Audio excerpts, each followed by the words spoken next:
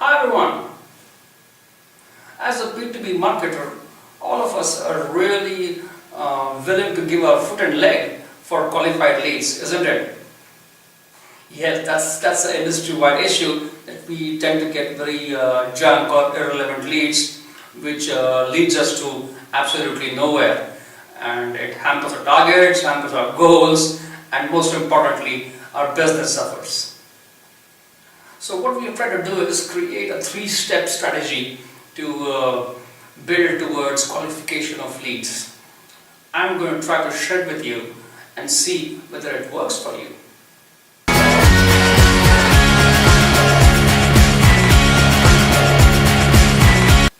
Number 1, the online qualification. Let's say you are generating leads to your business via your business website, where people fill up forms and then you follow up with the leads.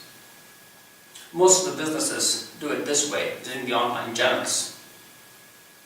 Now in this, the first step would be to ensure that your channels are correctly orienting the customer so that only valid leads are coming up. Which means that you can add fields in your form to capture information which will tell you more about the customer and his requirements. The more areas he fills, the better you are in a position to identify A, the customer, and then B, his requirements as well. Now you may ask that by adding more fields, are we losing out on the opportunity that the customer might see, oh, so it's a big form and he may not fill up. That's where the balance is important. So you create your forms in such a way that it's not too long, not too short, but it's done so that it's capturing the right information. This is where you may need expert help to help you build those forms. The part 2 of that process would be, once you get the lead, you want to qualify A, the person who's connected, and B, the requirement. To qualify the person, you can use online platforms like LinkedIn, Facebook to actually go and see that person. Check his profile, check what designation he is, what level of authority he has. That would give you a good insight into whether that person is a relevant person trying to connect to you for the inquiry. Next would be to identify the requirement. So, by the kind of information that is put up in the forms, you can try and judge whether the requirements are matching with what your solutions are provided. That should give you a first level establishment of A, the customer who has returned to you, and B, what kind of requirement he has. Step number 2, the connect qualification. Now, once you have got this information from him, you can connect back to the customer via phone, via email, via WhatsApp, or any medium of your choice which is comfortable to you and to the person, and request with him whether whatever information he had filled is correct, was by him or by someone else, because it happens in most cases that someone else might fill up on behalf of someone else. It happens.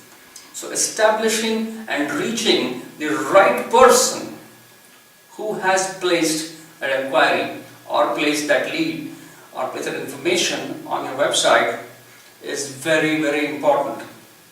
Because then you tend to talk to many people, and eventually you find out that there's someone X who's sitting somewhere else who had an inquiry and someone Y person had filled it.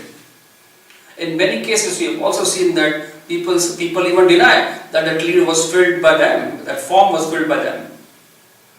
So this leads into disqualification of leads when actually the requirement should be there. So that kind of exploration would be very important and essential.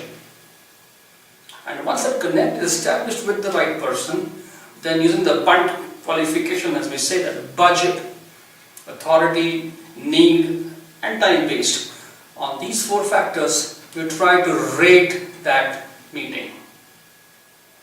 That gives us an insight into the real need of the requirement, the authority of the person, the time need of that project, on how fast they want to start it, and of course their budget requirements, if any.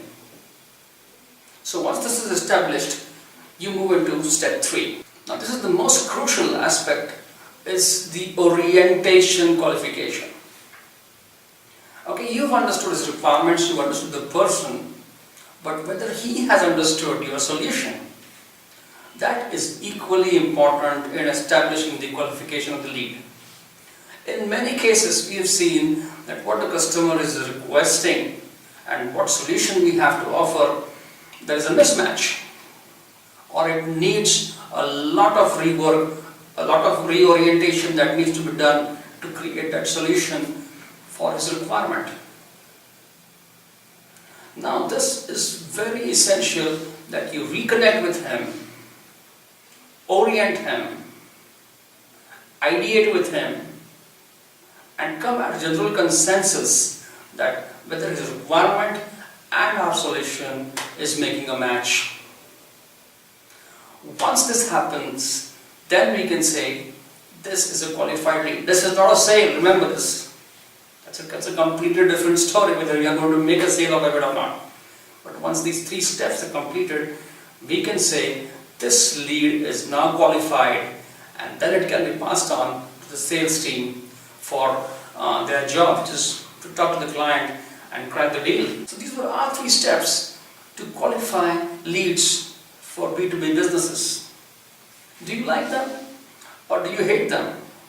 Please feel free to comment on the email shown on the screen, and we'll be very happy to talk it out with you. Don't forget to subscribe to our YouTube channel and like us on Facebook for a lot of new videos that we'll be sharing in the coming days. Until next time, bye-bye.